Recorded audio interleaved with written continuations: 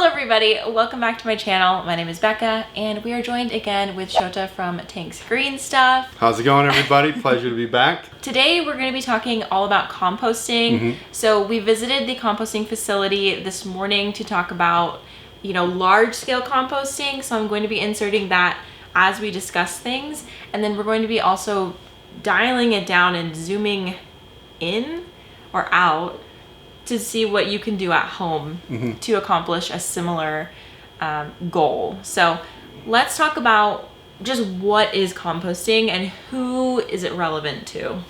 So composting is basically the process in which you take organic material, landscape trimmings, food waste, in some case animal remains, and turn it into organic matter, or to break it down into a nutrient-rich or product that you can incorporate in landscape products in the garden or on a farm. And so here at Tank's Green Stuff, we compost landscape trimmings. Our main objective, or why we started composting, was to divert landscape trimmings from our landfills and to make a nice organic product. If you're going to do it, why not do it right? And so in our compost, we use landscape trimmings, a little bit of organic dairy manure, and those are our main two feedstocks. There are people all across the country that focus on food waste composting. So they're looking to divert food waste from landfills.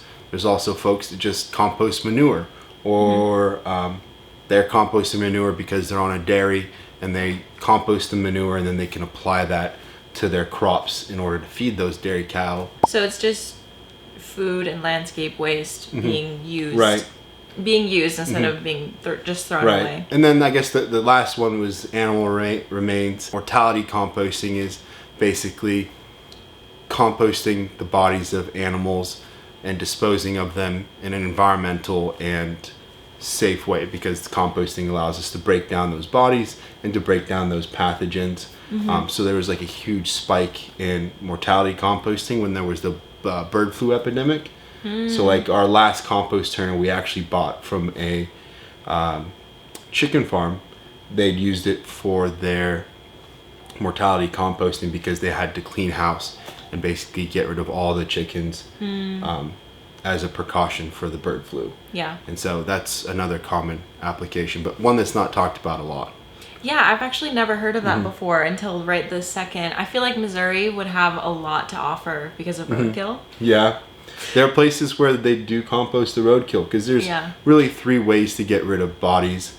The first one is you can put them in a landfill, but then you're exposing the elements to whatever pathogens might be present in the deceased animals that you're trying to process. And the other two ones are you can cremate them, which can be expensive and very fuel intensive in terms of like just using a fuel source to burn down the bodies. And the last option is to compost them, which honestly I think it makes the most sense. It's not the prettiest thing, but kind of put nature back in nature kind of way. It makes a lot of sense. Yeah, that does. Okay.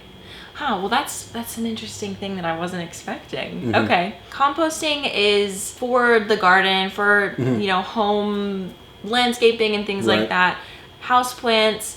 But if you aren't interested in any of that and you've just popped into this video because you're interested in composting and what it is, you don't have plants, you don't really care, is it also, well, it's also a great way to just divert your waste to a good cause, right? Because I wanted to ask you, are there community programs typically where you can donate your food scraps and things that would be composted if you don't want to do it yourself? Yeah.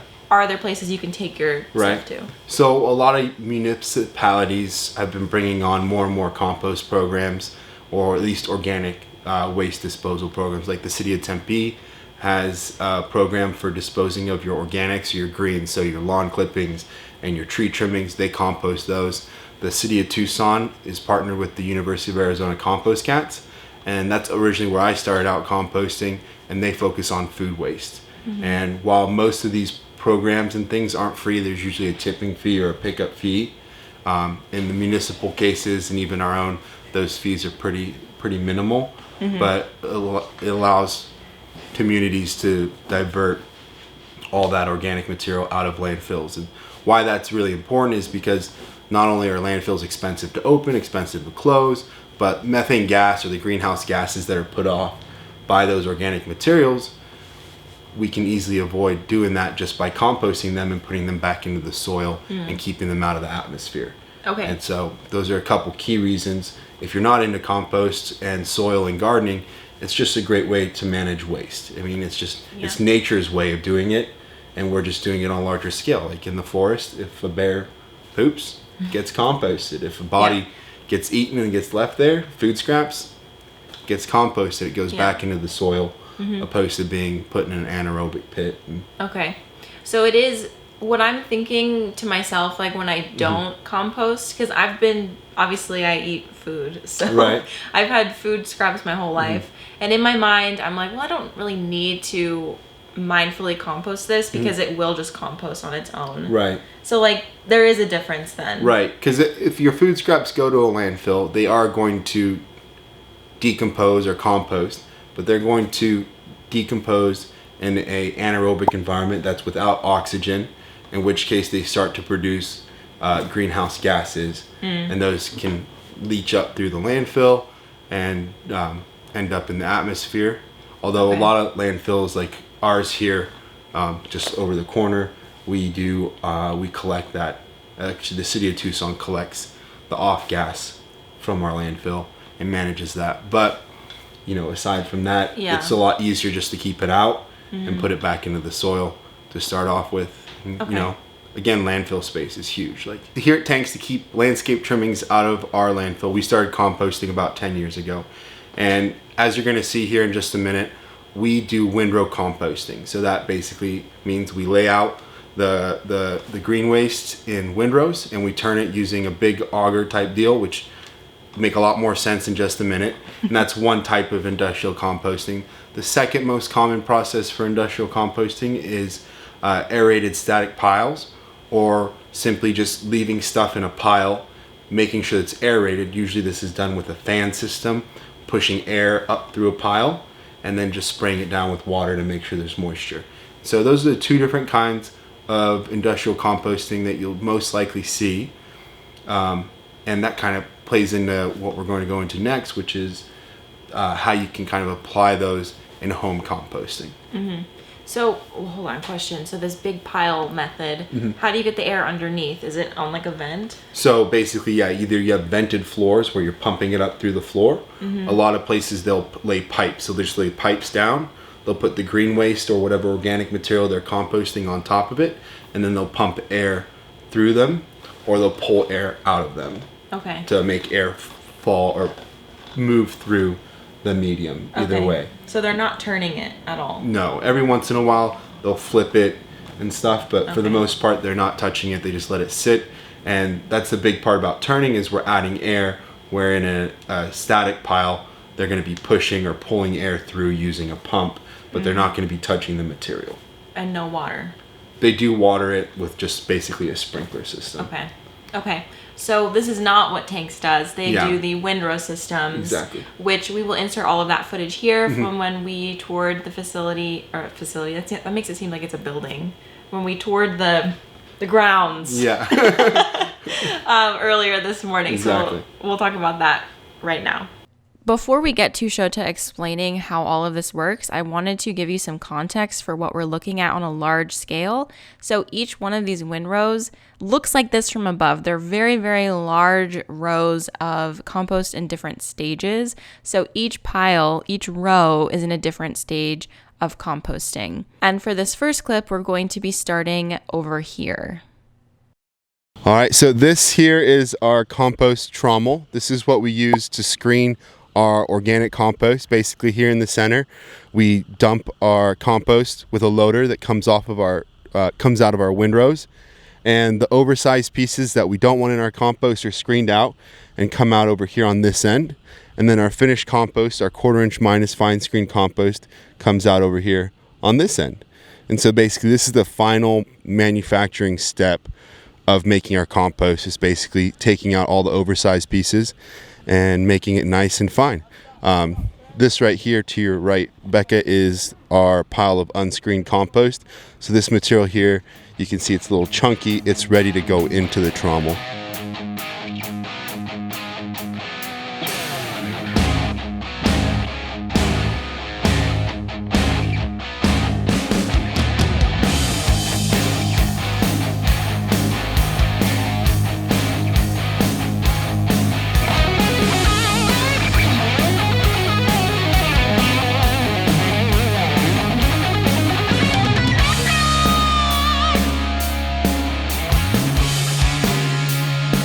This is post screen. So this is like, can be bagged right now. Yeah, this stuff is ready to be bagged. It's ready to be put in the gelatinous mix. This is what it looks like before it goes to our facility and gets put in our compost. It's looking really nice today. Now that you've seen the end product, I wanted to show you how it all starts, which is basically a really big pile of diverted landscaping clippings that would normally go into a landfill. So Tanks removes any palm or cactus from this mixture, and what's left is put into this really big machine that basically shreds everything down to be much smaller pieces. The purpose of this is to help the landscape clippings break down a lot faster, and it turns into this really nice fluffy mixture that feels a lot like snow. Mm-hmm. Snow that's been sitting for a few days. Yeah. I like it. And from there, those landscape clippings are transported to the windrow facility, and at that point, they start their process of composting. This will add manure, elemental sulfur, and the back to feed microbial soil conditioner to make sure there's tons of good beneficial microbes going in there to break down the material as quickly as possible. And then over here we have a windrow that's been turned. See this one here, this is about 2.5, 3 weeks old, and you can already start to see the difference in the material starting to break down. It takes on a much, well, I was going to say it takes on a darker color, but that's probably because of the added. It's the moisture, and it's also just because it started to break down. Like if we start, you can start to see there's little bits and pieces of broken down material starting to stick to your hand. And the finer, the fine material that's sticking like in the cracks of the hand, that's like the humus that we're looking for in the finished product. All right, so this is a windrow that's about 2 months old. Oh, look at that. That's beautiful. That's fungal activity. That's what we're hoping for. Ooh, the color? The little bits and pieces of white. That's fungus breaking down the compost. You can see the steam coming off this pile. Oh yeah, there is steam. And if you put your hand here, it's pretty hot to the touch. I would guess it's probably like a 140, 145 range. Probably 3 or 4 weeks and we'll be ready to pull it. And so every day you guys turn these with the big machine? Yeah, and he's starting up right over there. Okay. But we don't turn them all every day. We turn them as moisture and temperature dictates. So we take temperatures every day. And so if something's above like 150 degrees, those get first priority because we're getting into the point where the microbiology is going to start to die off, the beneficial, as the temperature increases too high.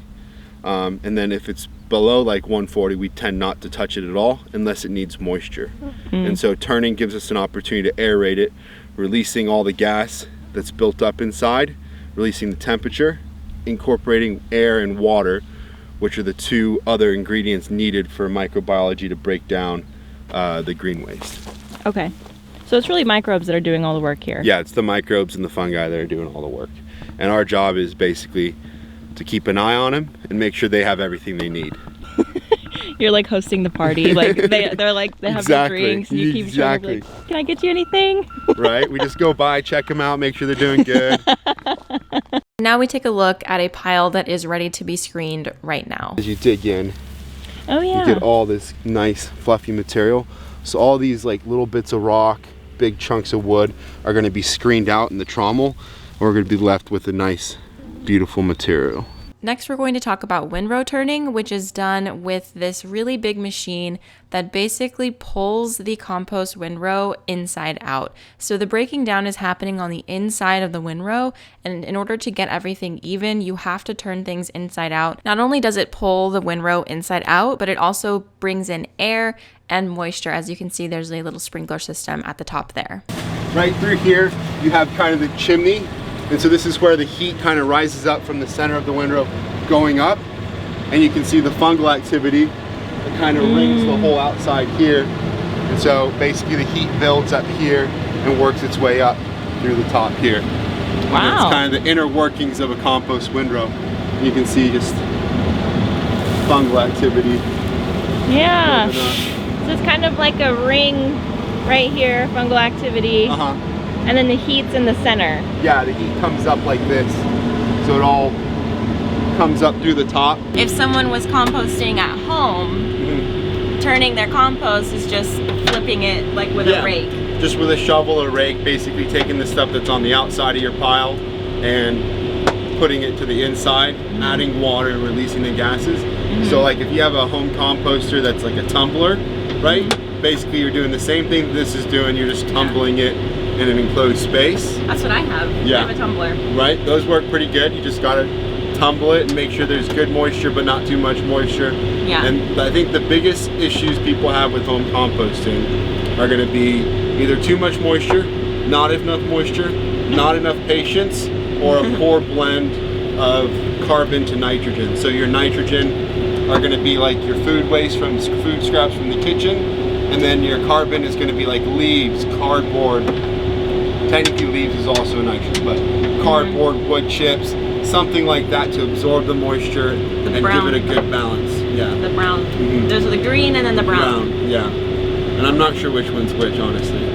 It's been a long time since I've talked about green and brown. So this windrow is a project we're doing with a local vineyard. They're getting ready to plant. So we're composting the biochar, basically to supercharge the biochar with that microbial activity. And we literally started composting this like last Thursday or Friday. So about a week ago. And you can already see it's got a lot of heat in it. A lot of fungal activity going in it.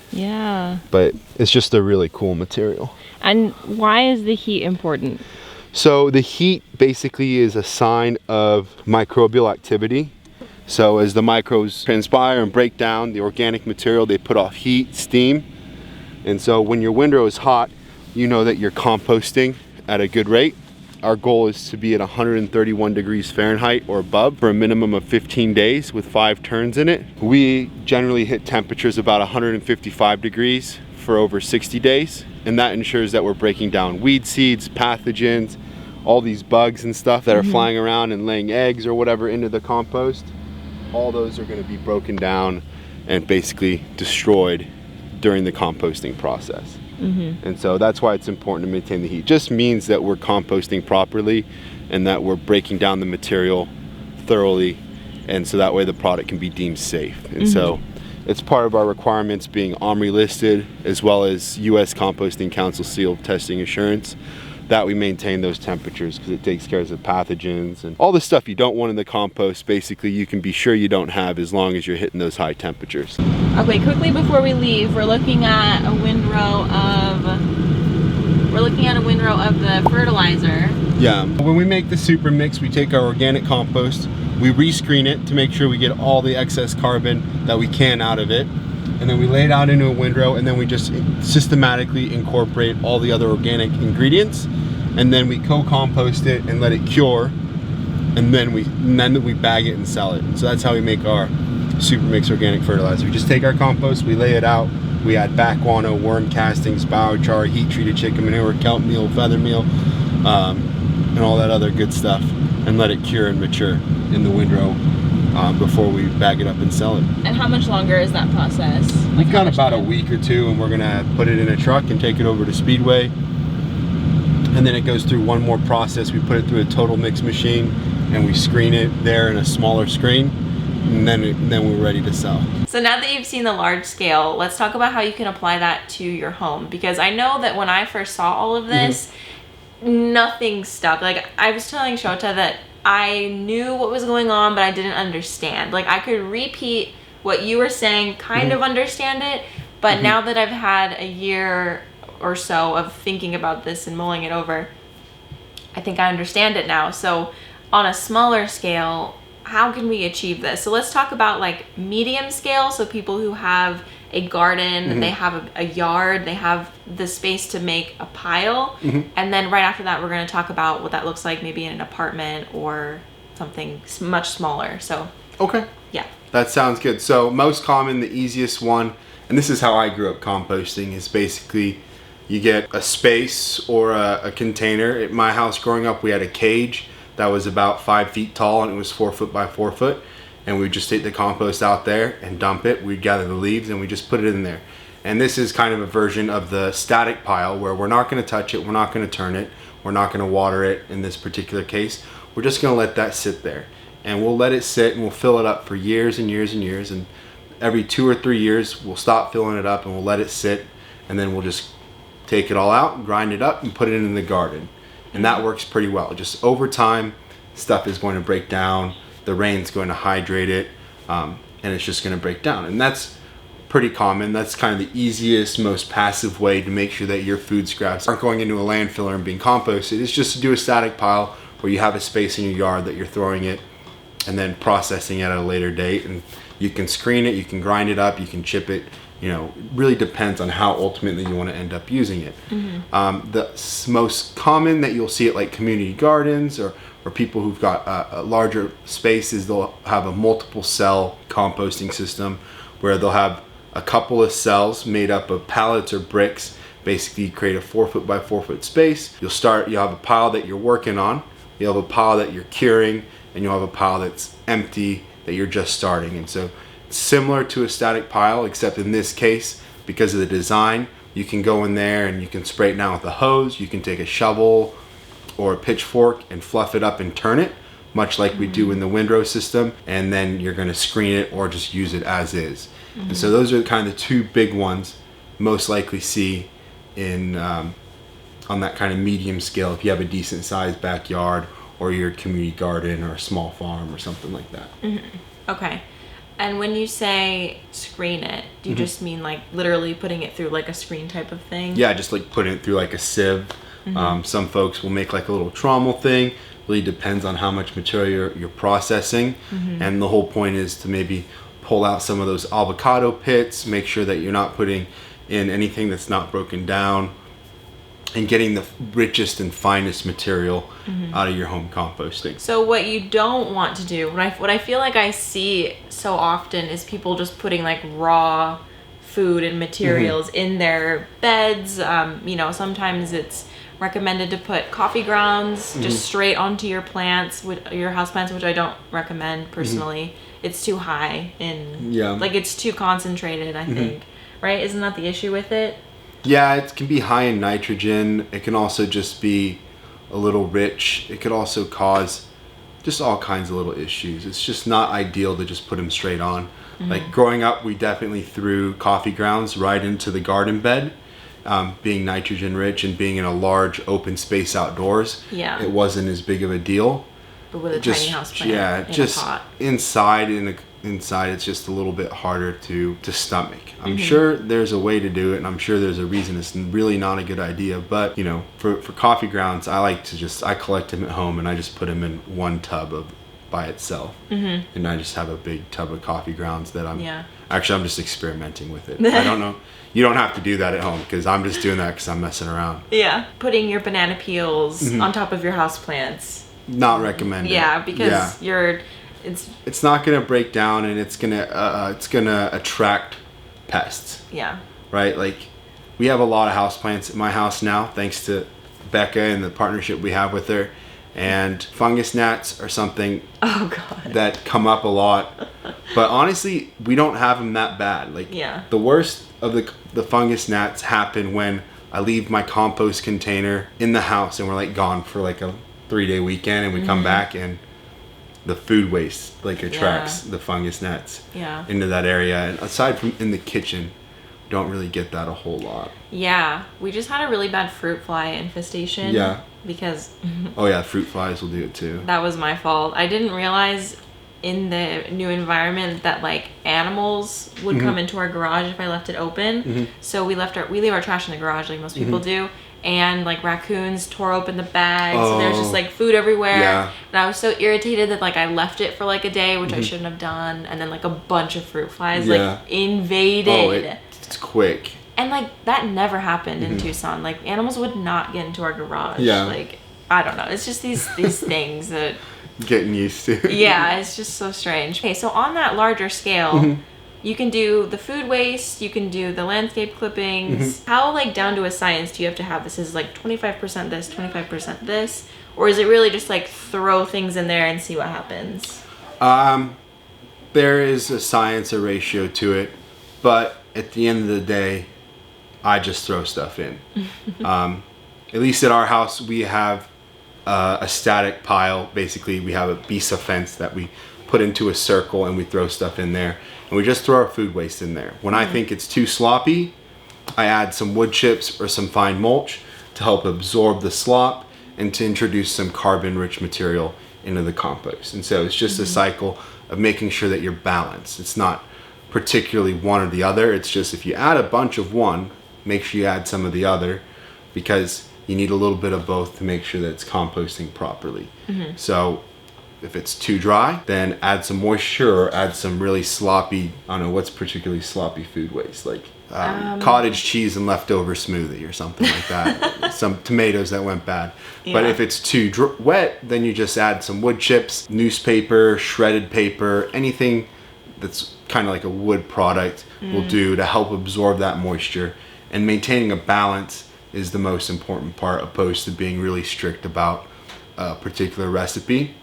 Just because it's hard to control. The food waste you produce is the food waste you produce. And so, you know. Yeah. Okay, so now let's dial it down even more. So I've seen compost bins that you can put on your counter that have the vents in it. So would you suggest something like that, or what would you suggest for those people? My first suggestion is going to be, if there is a local food waste composter that does bucket pickups or have a drop-off location, do that. That just kind of keeps the food waste. It first keeps the food waste out of the landfill. It also keeps you from having to deal with something in your house or in your kitchen or your apartment. Like, I understand it's not exactly the cleanest and most fun to deal with, especially when things go bad. Like, it can be an absolute nightmare when things go bad. So if that's the case, look around, do your research. You know, a lot of places have local outfits that will collect it, or they have drop-off points where you can drop it off. Secondly, there are a bunch of little systems that are designed to be used indoors or on a patio or out in the garage, or in like a small yard if you have just a little bit of space. And so should we start with the bigger one? Would be kind of like a tumbler. Those are really popular, right? You have a tumbler? I have a tumbler. How are you liking that one?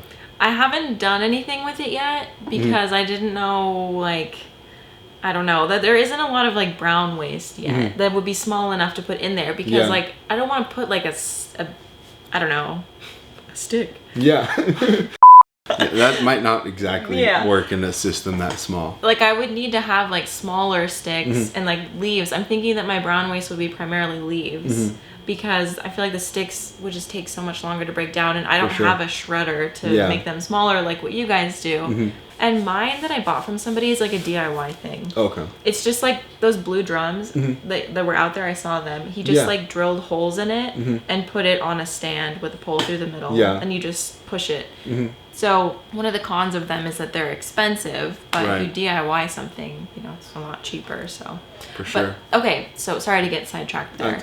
The tumbler, you know, that's a great one for outdoors. And then there are a whole slew of different little products.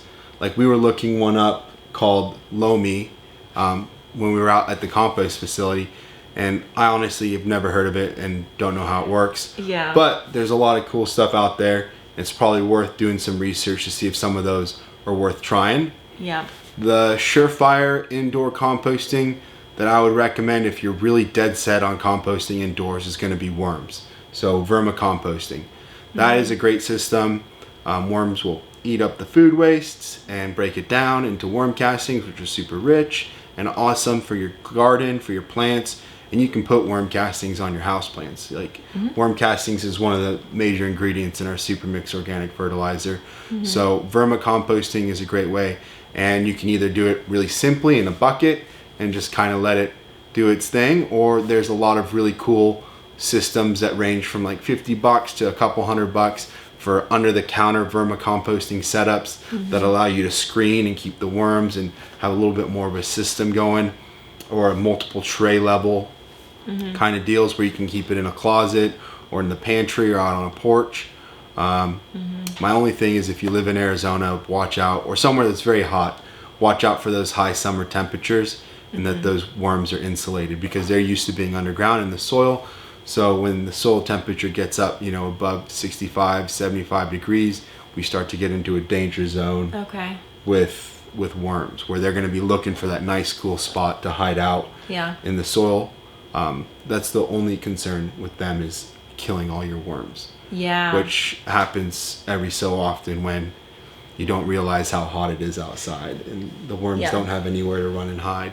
Yeah, that was something I also read about the tumbler, is tumblers aren't good for worms because it gets so hot in them, in the tumbler, and you can't regulate the temperature.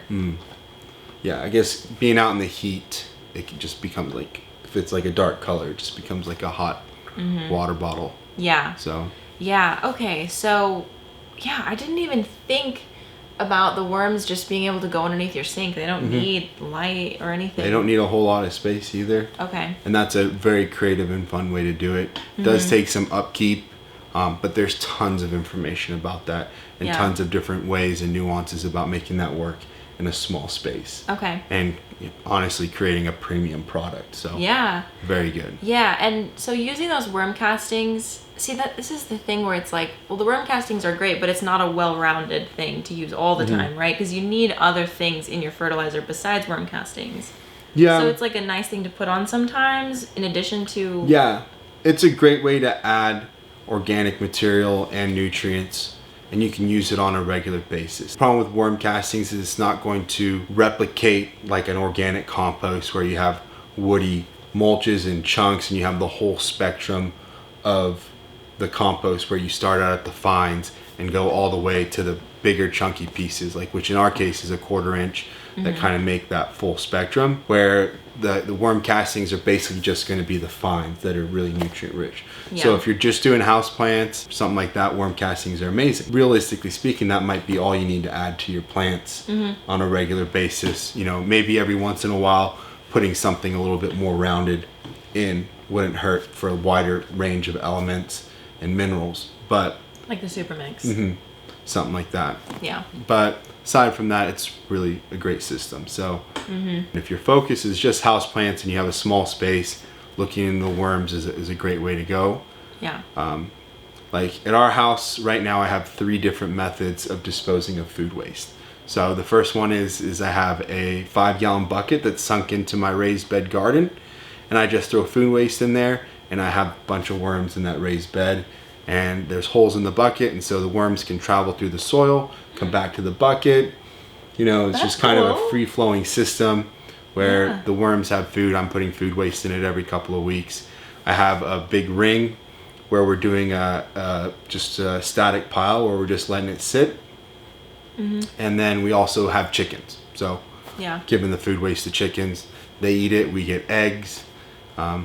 And their manure. And their manure, yeah. How do you pick that up? Isn't it like really small? It is really small. The best way to do that is to simply take whatever ground covering you have. So like in our house, we cover the ground with just a bunch of mulch or grinding or landscape trimming kind of mulch, woody mulch. And we'll just scrape up all the woody mulch every once in a while, and we'll put it in the compost bin. And then we'll compost that all together at once.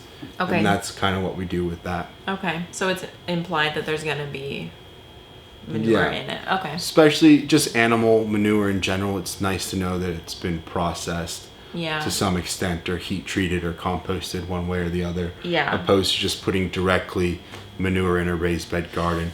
Mostly just because as you introduce something like that, or unfinished compost or food waste right into a garden bed, the concern is yes, over time it's going to break down, over time it's going to be beneficial, but in the short term, you're creating a draw on the microbiology in the soil and the nutrients in the soil, so you're creating a balance. So if you put something that's really carbon rich, for example, in your garden bed, then you're going to tie up the nitrogen that is in the soil, and it's going to be no longer plant available, and so you have this nitrogen robbing effect where the nitrogen is busy with the carbon. Until the carbon breaks down, the nitrogen won't be available to hang out with your plants. So oof. I was like, hold on, and I came back. Okay. Yeah, it's a bit of it's a hard one to grasp. There's a lot of great videos that go in depth about nitrogen robbing. Yeah. But basically, it's just if you put a little too much of something in your garden, it holds everybody up because we're waiting on that one guy. It's kind of the way to look at it. Yeah. Yeah, looking at it, okay, the analogy is helpful. Like earlier when you were telling me about, you know, we just let them do their thing and we just ask if they need anything. I was like, that makes so much sense. Yeah. Like, just the servers, you know, the facilitators. Okay, so that makes sense. Yeah. Okay, we're gonna do some independent research about some products that we would recommend. I'll find some stuff and then run it past you, and you can be like, I would try it or I wouldn't try it. And we'll link those things down below if you're interested in checking them out, especially the home composting systems. I'm gonna let you guys decide. Let me know if you want me to try out one of the like fast composting countertop systems. I'm so curious about this. I'm curious too, because we were looking at Lomi, as we mentioned, and we were reading the website, and basically you just put your food scraps in it, and within 4 hours it creates soil compost. Something, yeah. It creates something. Which seems like magic. I just don't understand. Like, it literally does not compute, because what you were showing me, it takes weeks. I don't understand how it could reduce that to like a fraction of the time. It just doesn't make sense. Right. So if you know of one, you've heard of one of those systems that you're interested in me trying out, I'm willing to try it to see, because I do feel a little guilty about throwing away my food scraps, because I was one of those people that was like, well, it's compostable. It doesn't matter, you know? And also those home systems will compost compostable things. Like if you get a package that says it's compostable, this will compost it. So that's pretty interesting. it seems legit. Yeah. And that before I forget, one thing you can always add, like to your tumbler, if you don't have branches or grindings, is cardboard. You know, if you have a paper shredder, newspapers, you can just rip it up and throw it in there. Yeah, that's true. It's a great way to balance that moisture. If it's really sloppy and wet and stinky, you can throw stuff like that in there. Okay. Well, thank you very much for sharing with us your expertise. And if you guys have any additional questions about composting, anything that we missed, we're happy to talk about it more. This was sort of less structured than usual, and I think we'll see how it turned out. But anyway, if you have any other questions, I'm sure that Shota will be in the comments, and so will I. And we're happy to help you guys out with any composting questions you might have. So if you haven't already, make sure that you follow Tank's Green Stuff on social media, because they post awesome content about soil, about their amazing employees, and it's just very fun to follow along. So yeah, thank you very much for watching, and we will see you in the next video. Bye!